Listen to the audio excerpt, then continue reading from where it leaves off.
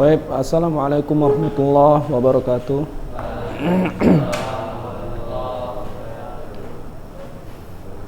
Alhamdulillahi rabbil alamin hamdan katsiran thayyiban mubarakan fih kama yuhibbu rabbuna wa yarda.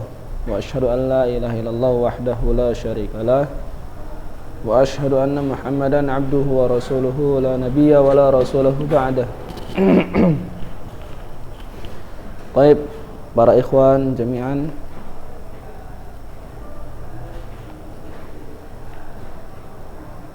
kemarin antum yang hadir di sini sudah ikuti daring nggak yang semalam? Yang di YouTube? Kemarin kan antum daring ya. Pembahasan kita kemarin yaitu membahas tentang pelajaran antum yang di kelas 7 dan 8. Murajaah dulu, karena di kelas 7 antum itu pembahasan kitab Aqidatut Tauhid yang dikarangi oleh Syekh Shalih Al Fauzan. Di kelas 7 pembagian tauhid ada 3, yaitu tauhid rububiyah, kemudian tauhid uluhiyah, dan asma wa sifat. Kemudian antum di kelas 8 itu ada mempelajari tentang al-iman, ya, mengimani Allah Subhanahu wa taala, mengimani para malaikatnya, mengimani kitab-kitab Allah Subhanahu wa taala, kemudian iman kepada Rasul, kemudian beriman kepada yaumil akhir dan takdir. Baik ikhwan, antum sudah dapat bukunya semua ya?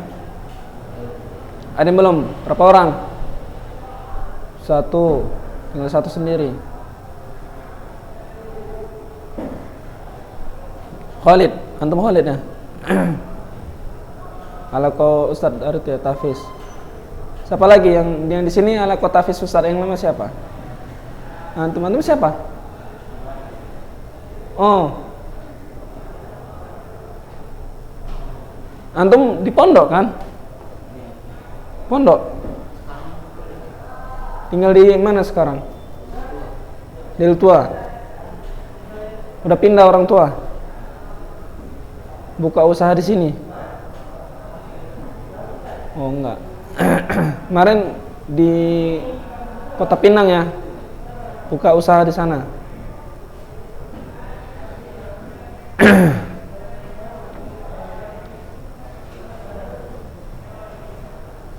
Baik, kita ulangi sedikit masalah al-inhiraf fi hayatil basyariyah di halaman 5. Di halaman 5, afwan ya, suara Ustaz agak serak ini. Nah, kemarin teriak-teriak juga, baru ngajar teriak-teriak langsung serak. Al-inhiraf apa artinya? Apa artinya? Tahu?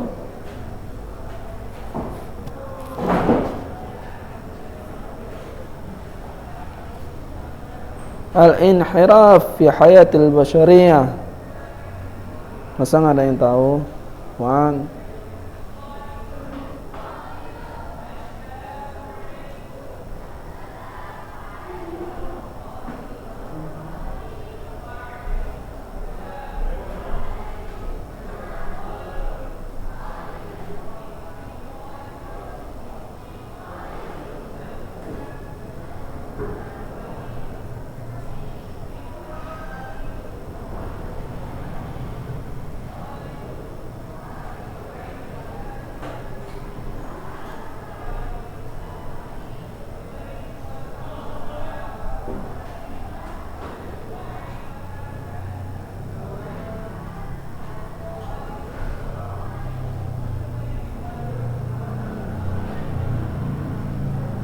Nggak tahu. Al-inhiraf itu artinya penyimpangan. Fi hayatil basyariyah, di dalam kehidupan al-basyariyah, itu kehidupan manusia. Ya. Jadi yang kitab ini yang akan kita bahas nantinya tentang masalah syirik, tentang masalah sihir, dan masalah yang lainnya. Tentang masalah penyimpangan-penyimpangan yang ada di dalam permasalahan akidah. Baik, yang ada bukunya silakan dibaca dulu. Yang ada bukunya, siapa yang bisa baca? Al-Fatar, coba baca.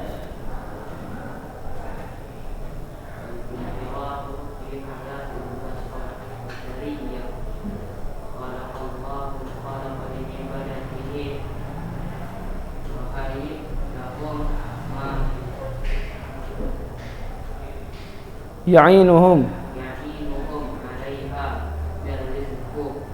min rizqihi qala ta'ala wa ma khalaqatul jinna wal insa illa liya'budun ma uridu minhum min rizqin wa ma uridu an yut'imun innallaha huwar razzaqul dzul quwwatil matin. Baik. Allah Subhanahu wa taala khalaqallahu al-khalq li'ibadatihi. Allah Subhanahu wa taala menciptakan manusia, menciptakan makhluknya itu untuk beribadah. Dan Allah Subhanahu wa taala menghidupkan mereka itu dengan memberikan rezeki kepada mereka. Jadi setiap makhluknya pasti ada rezeki. Bukan hanya manusia ya. Burung yang berterbangan, ikan yang di lautan, sampai semut yang ada di lahat, semut-semut, nyamuk, sekalian pun binatang terkecil pun itu sudah diberikan rezekinya dari Allah Subhanahu wa taala. Jadi Allah Subhanahu wa taala itu tidak menghidupkan sesuatu makhluk, melainkan Allah Subhanahu wa taala juga memberikan rezeki kepadanya. Baik, sebagaimana Allah Subhanahu wa taala mengatakan, "Wa ma khalaqtul jinna wal insa illa liya'budun ma uridu minhum min rizqin wa ma uridu an yut'imun illa innallaha huwar razzaqu dzul quwwatil matin." Ya. Wallahul khaliq khalaqas samawati wal ard wa khalaqa al makhluq likulli makhluqin qad razaqahullahu jami'an. Ya, Allah Subhanahu wa taala semuanya memberikan rezeki kepada makhluknya. Dan tujuan ciptaan yang Allah ciptakan di muka bumi ini untuk beribadah kepada Allah. Ya, harus kita yakini itu. Bukan berarti Allah Subhanahu wa taala itu butuh ibadahnya makhluknya. Enggak. Tapi karena perintah, maka wajib bagi makhluknya untuk beribadah kepada Allah Subhanahu wa taala. Ya, ayatnya itu mauridu minhum rizqin. Ya, aku enggak peduli manusia itu mau ngasih rezeki, mau ngasih makanan kepadaku, kata Allah. Yang penting manusia itu beribadah. Jin tugasnya beribadah, mengabdi kepada Allah Subhanahu wa taala. Maukah dia pejabat, maukah dia seorang militer dan lain sebagainya, wajib dia itu beribadah kepada Allah Subhanahu wa taala. Baik. Lanjut lagi bacanya.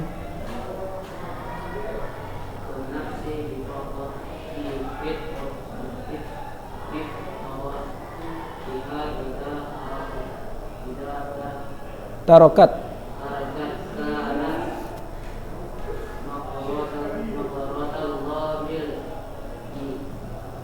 ilahiyah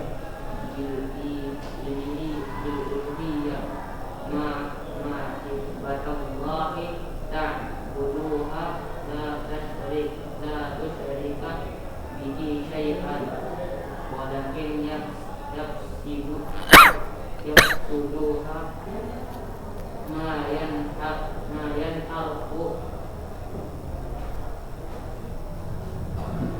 terus biha an zalika ma yazina laha syayatin al-insani wal jinna ma yuhiya bi'adhahum ila bihadri zakhirafa fi madad zakhirafa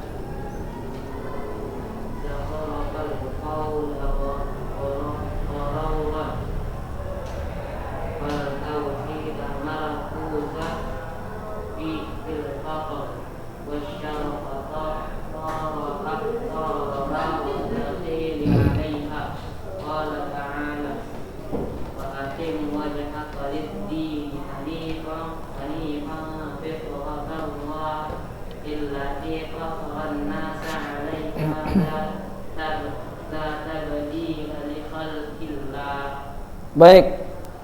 Setiap jiwa wa nafsu bi fitratiha, setiap jiwa itu dalam keadaan fitrah suci. Idza tarakat kana muqarratun lillahi bil ilahiyah.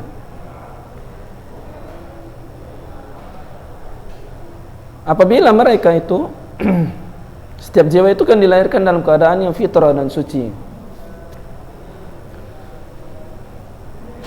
Dan pada asalnya fitrahnya manusia itu adalah bertauhid, dalam keadaan muslim, dalam keadaan yang mereka itu belum ada campur kesyirikan di dalamnya. Jadi bayi tatkala dilahirkan itu muslim, dalam keadaan yang suci. Mahabbatun lillahi ta'budu wa la tusyriku bihi syai'a. Ya. Kecintaan dengan Allah Subhanahu wa taala, untuk Allah Subhanahu wa taala adalah beribadah kepada Allah dan meninggalkan kesyirikan. Ya, bukti cinta kepada Allah Subhanahu wa taala itu adalah beribadah dan meninggalkan kesyirikan. Itu bukti kalau seorang hamba memang benar-benar dia cinta kepada Allah, maka harus beribadah. Walakin yafsidaha wa yanharafu biha an dalika ma yazina laha syayatin al-ins wal jin bima yuhya ba'duhum ila ba'din zukhrufun qawlu ghurura. Akan tetapi ya, yang merusak akidah, yang merusak kefitrahan manusia, makhluknya itu adalah tatkala mereka itu dipalingkan dan diperindah oleh syaitan. Ya, yazinu itu dihiasi.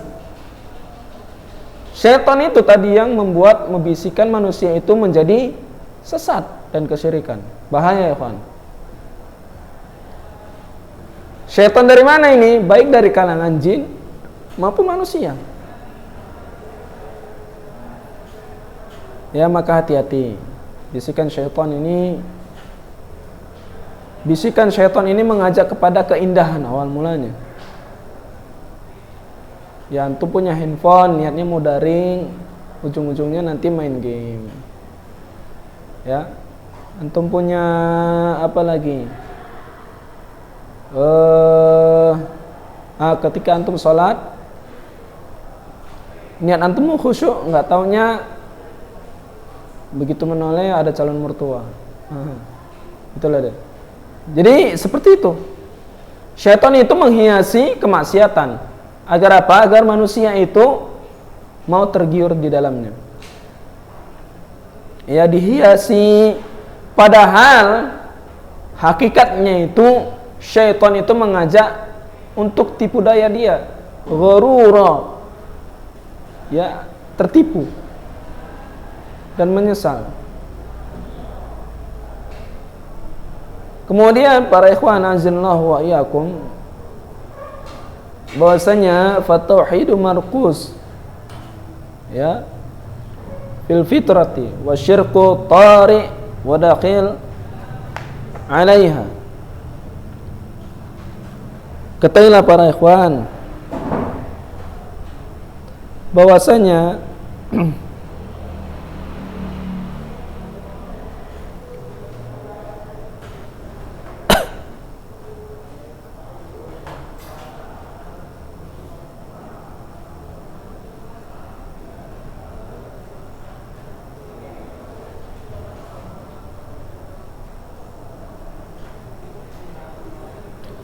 tauhid itu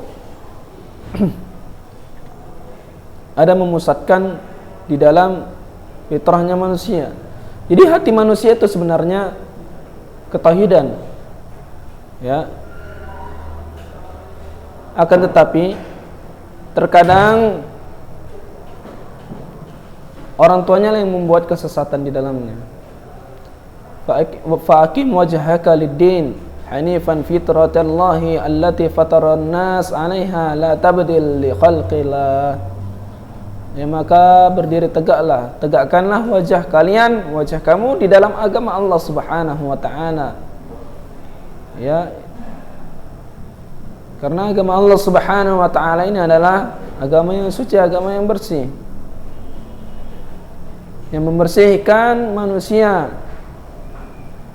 dari segala apa-apa yang dapat menggantinya di dalam penciptaan Allah Subhanahu wa taala. Qala sallallahu alaihi wasallam kullu maulud yuladu 'ala al-fitrati fa abawahu yahudanahu aw nasranahu aw majisanhu aw yamjisanhu. Ya, setiap anak Adam itu dilahirkan dalam keadaan yang suci, fitrah. Artinya keadaannya muslim. Maka yang memalingkannya ya orang tuanya. Orang Majusi, orang Yahudi, anaknya itu di dalam lahirkan ketika mereka melahirkan seorang anak dalam keadaan fitrah. Orang tuanya yang menyesatkannya. Makanya fal aslu fi bani Adam at-tauhid. Yang di paragraf itu asalnya anak Adam itu adalah bertauhid. Kemudian waddin, agama al-Islam, man ahida Adam alaihi salam wa man ja'a ba'duhu min dzurriyyatihi qurunan tawila.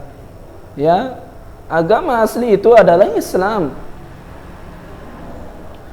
sebagaimana yang dibawakan oleh Nabi Adam alaihi salam.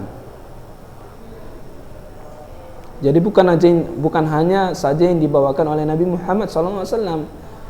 Makanya para ikhwan, kenapa Allah Subhanahu wa taala mengutus para nabi dan rasul? Ya, jawabannya bahwasanya karena sudah terlanjur, karena sudah terlalu banyaknya manusia yang membuat kesyirikan, oleh karenanya Allah Subhanahu wa taala mengutus para nabi dan rasulnya. Sudah kebanyakan kemungkaran. Ya.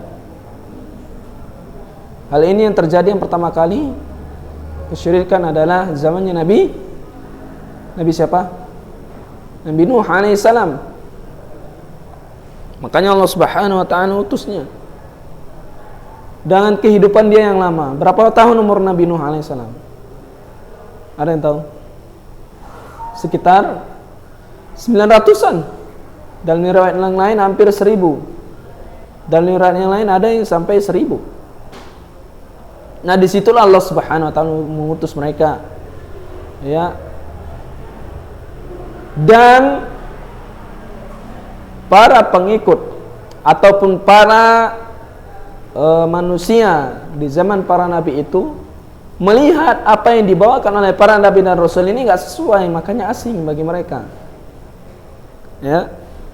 Karena sudah terbiasanya dari zaman ke zaman mereka berbuat kesyirikan. Kemudian Allah Subhanahu wa taala mengutus para nabi dan rasul ke muka bumi ini, ya, untuk memberikan agama yang benar dengan tauhid, Sehingga masyarakat yang dahulunya berbuat kesyirikan, keseringannya sudah biasa beribadah dengan berhala, mereka merasa ini asing. Nah, seperti itu. Kok seperti ini sih agama yang dibawakan oleh para nabi? Padahal pada hakikatnya, fitrahnya, pada asalnya, dari awal penciptaan Nabi Adam alaihissalam, memang itulah agama asli. Tidak ada kecampuran kesyirikan dalamnya. Sampai Nabi SAW, Abu Lahab dan Abu Jahal mengatakan Nabi SAW apa? Majnun. Ya. Syair majnun, seorang yang syair, tukang sihir sebagainya, tukang tenun dan majnun. Nah, itulah dia, seperti itu.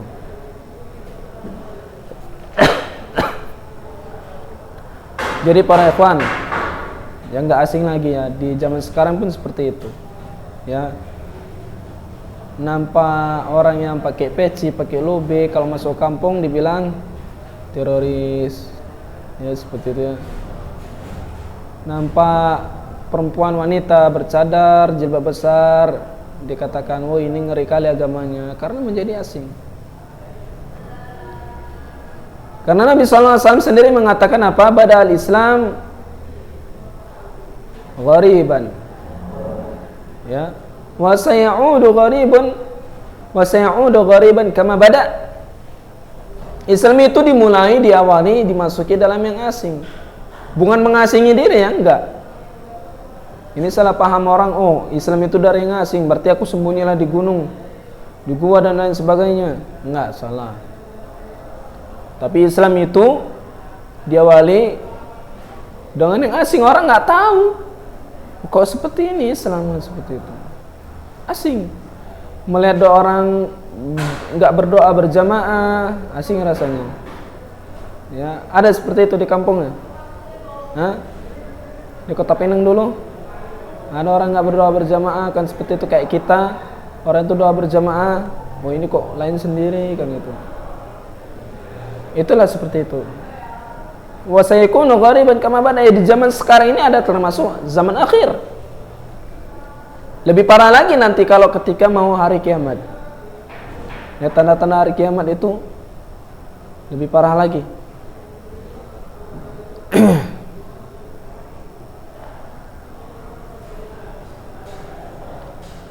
Kana an-nasu ummatan wahidatan faba'atsallahu an-nabiyyin mubasysyirin wa mundzirin. Ya, jadi manusia itu, ya Allah Subhanahu wa taala mengutus seorang nabi. Ya, di setiap kalangan manusia. Para nabi-nabi yang mereka itu tugasnya memberikan peringatan dan memberikan kabar gembira. Ya, memberikan peringatan bahwasanya perintah kepada Allah Subhanahu wa taala harus dilalui. Dan al-mubasysyirin, memberikan kabar gembira, ganjaran-ganjaran bagi orang-orang yang taat kepada Allah Subhanahu wa taala. Jadi ketika nanti mungkin antum sudah tamat dari sekolah ini, tamat SMA, carilah tempat kuliah yang benar. Universitas Kadia ataupun Jamiah ataupun yang namanya STAIS, kalian pun cari yang benar. Zaman sekarang itu payah itu. Kenapa? Saya bilang payah. Mau cari kuliah yang akidahnya benar udah berat. Bahkan yang universitas Islam sekalian pun pelajaran akidah mereka itu membahas tentang sufiyah, membahas tentang tarekat. Maka nggak nyambung antum ketika belajar di Lunuha nanti ke sana lain jadinya. Ya. Nggak usah jauh-jauh lah, seperti di UIN, seperti nanti di UMSU. Apalagi antum mau cari kuliah yang umum mah agamanya pasti nggak dapat. Kalau antum mau kuliah sekalian, ya ke Madinah, ya? Atau di Jember paling tidak, atau paling tidak pun di Asuna pun boleh, ataupun mau ikut Ma'had Ali di sini lagi pun boleh, nggak apa-apa. 3 tahun antum di Ulunuha, SMP, SMA antum 3 tahun di Ulunuha, 2 tahun antum di Ma'had Ali, udah jadi profesor insyaallah. Ya. Bosan Ustaz, yang namanya belajar. Ya. Teman Ustaz gimana lagi tuh? Ada dari SD dia aja pesantrennya di situ. Buat sekolahnya. SMP dia mondok di pesantren itu juga, SMA dia mondok di situ juga. Ya, kuliah pun di situ juga, ngajar pun di situ juga terakhir dia. Ya, ngeri ya, Masya Allah. Seperti itulah. Atau antum yang ada berapa orang ini? 5 orang ini ada dulu yang RA di Ulunuha. Mantan RA nggak ada ya. Ada dulu di RA dia Ulunuha, SD belum ada. Ya, SMP di Ulunuha, SMA di Ulunuha.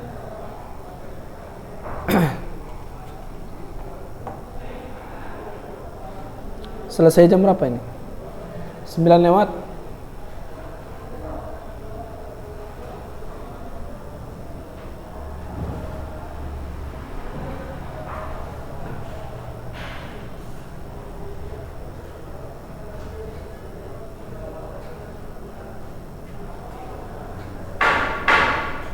Sembilan lewat 10 ya.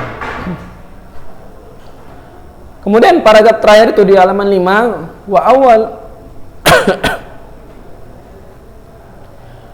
awal ma haddatsa syirk wal inhiraf 'anil aqidati fi qaumi Nuh. Nah, ini dia. Awal pertama kejadian kesyirikan dan berpalingnya akidah manusia itu di zamannya kaum Nabi Nuh. Udah hafal surat Nuh? Walid udah hafal surat Nuh kan? Surat Nuh. Masa nggak hafal? Antum udah juz berapa? Juz 28 kan? Lupa. Surat Nuh. Nah, itu semuanya itu ada tuh. Awal mulanya kesyirikan tuh di zaman Nabi Nuh alaihissalam.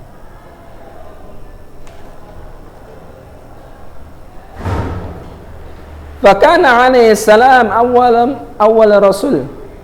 Ya, Nabi Nuh alaihissalam itu adalah pertama seorang rasul yang diutus oleh Allah Subhanahu wa taala. Inna uhayna ilaika kama uhayna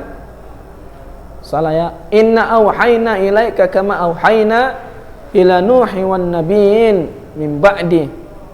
Sesungguhnya kami utus kepada mereka sama seperti kami mengutus Nabi Nuh alaihissalam, Nuh dan nabi-nabi yang lain setelahnya. Jadi ketika ada kesyirikan, disitulah Allah Subhanahu wa taala mengutus rasulnya. Dan terutama kesyirikan tersebut sudah melampaui batas. Alhamdulillah di Indonesia masih banyak umat muslim, pemimpin kita muslim. Ya, nggak bisa itu. Pemimpin kita togut, ini salah, nggak boleh ya kita mengkafirkan pemerintah, nggak boleh. Kan mungkin banyak ya, apalagi di zaman sekarang nih COVID, dibilang presiden kita ini bisnis saja nih untuk COVID, nggak boleh. Ya, jangan mencela pemimpin. Ya. Walaupun dalam hati kita ini gedek ya, nengok seperti itu, nggak siap-siap lah COVID ini. Apalagi orang tua antum ya, udah kesel lah mungkin ya, nengok antum itu 1 tahun daring aja di rumah ya. Nggak pernah belajarnya main HP aja. HP dibeliin, habis kota lagi 3 hari 5 giga yang harusnya 1 minggu nih 3 hari habis. Ya, daringnya cuma 1 jam, main gamenya 23 jam, luar biasa. Yang dimainkan apa? Mobile Legend, PUBG sama game burik ya. PUBG, Mobile Legend sama game burik. Game burik. Ada lagi yang strike, apa itu? Balap strike. Ya, saya nggak tahu itu. Udah menjadi gemar. Oke. Waqala Ibnu Abbas, lanjutannya itu di halaman 6. Kana bain Adam wa Nuh alaihimassalam 'asharata qurun. Kullahum alaihissalam. Kulluhum ala al-Islam. Qala Ibnu Al-Qayyim wa hadzal qaul huwa as-shawab qat'an fa in qira'ah Abi bin Ka'ab yakni fi ayatil Baqarah fakhtalafu fab'atsallahu an-nabiyyin. Ya, seperti yang dikatakan oleh Ibnu Abbas, sahabat Rasulullah sallallahu alaihi wasallam, bahwasanya jarak di antara Nabi Adam alaihissalam dan Nuh alaihissalam 10 qurun. Qurun, apa itu? 10 qurun. Qarin. Apa artinya? Enggak ada yang tahu. Ya Allah ya Rabbi. Sudah kelas 9 masa enggak tahu. Apa yang didapati jadinya? Ngeri sekali. Qurun, qarin, qurun, qarina.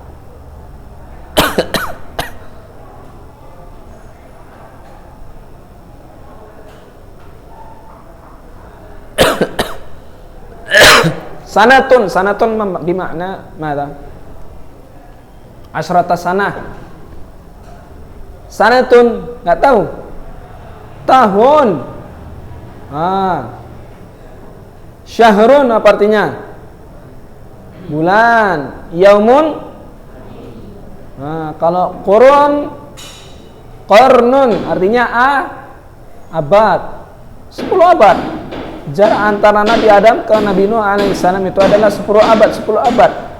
Lama. 1 abad berapa tahun? 100. Berarti kalau 10 abad 1000 tahun. 1000 tahun. Ya, Adam, Idris, Nuh, Hud, Saleh. Adam, Idris, Nuh. 3 generasi 10 tahun. Berarti berkisar satu orang Nabi itu jaraknya 300 tahun, 3 abad. Ya, karena Nabi Nuh alaihissalam itu jaraknya 10 abad. Ya, baru dimulai kesyirikan.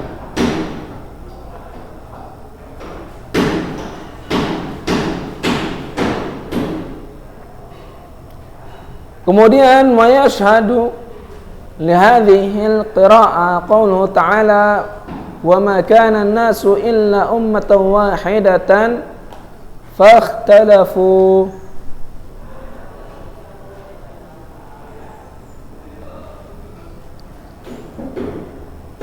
Dan disaksikan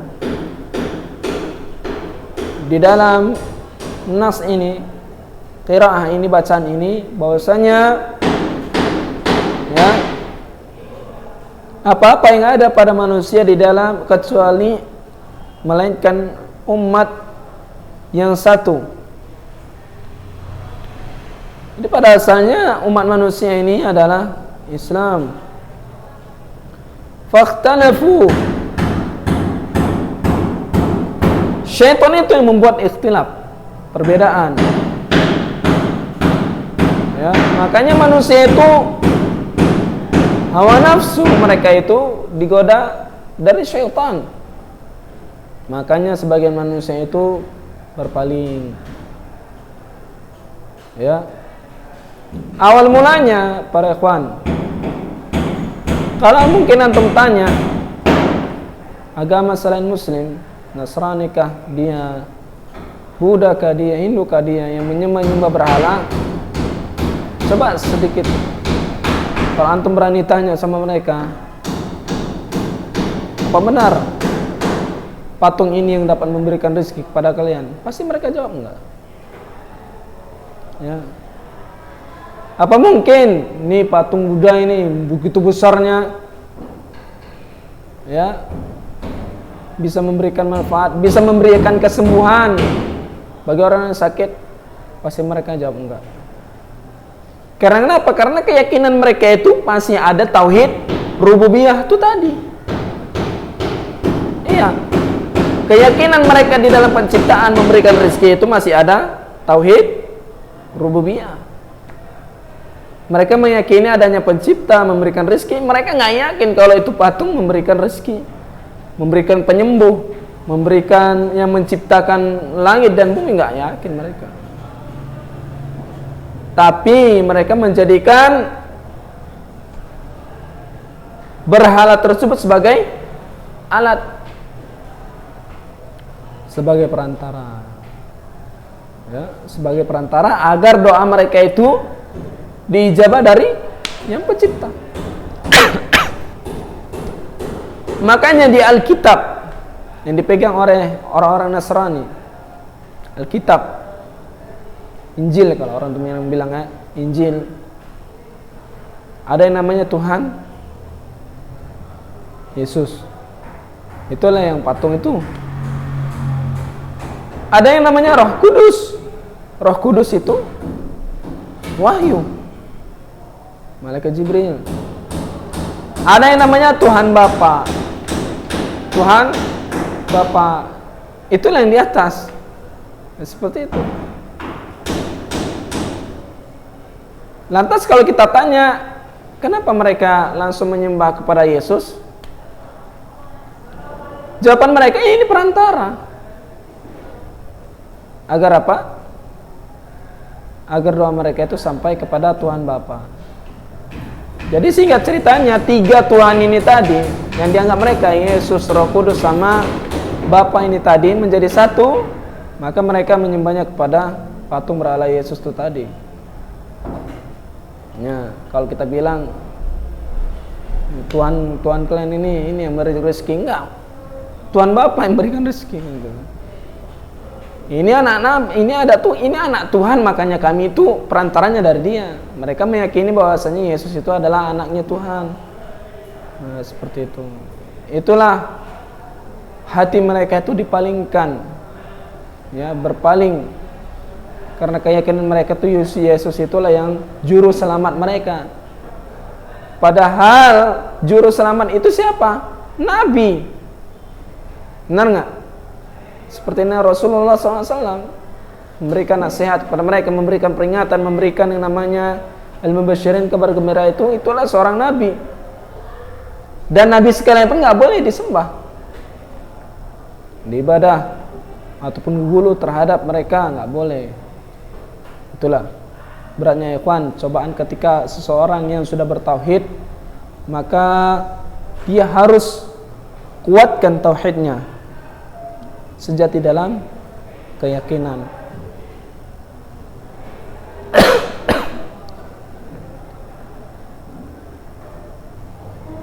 Baik, sampai sini ada yang mau ditanya? Kenapa cuma 5 orang? 10 lagi mana? Nggak tahu.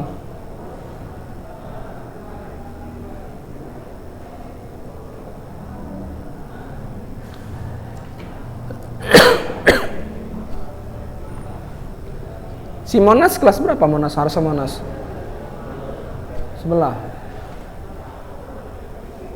Ihsan Aulia sini.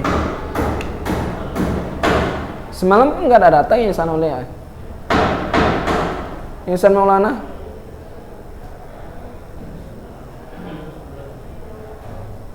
si Hadar, terus lagi si siapa itu, banyak loh.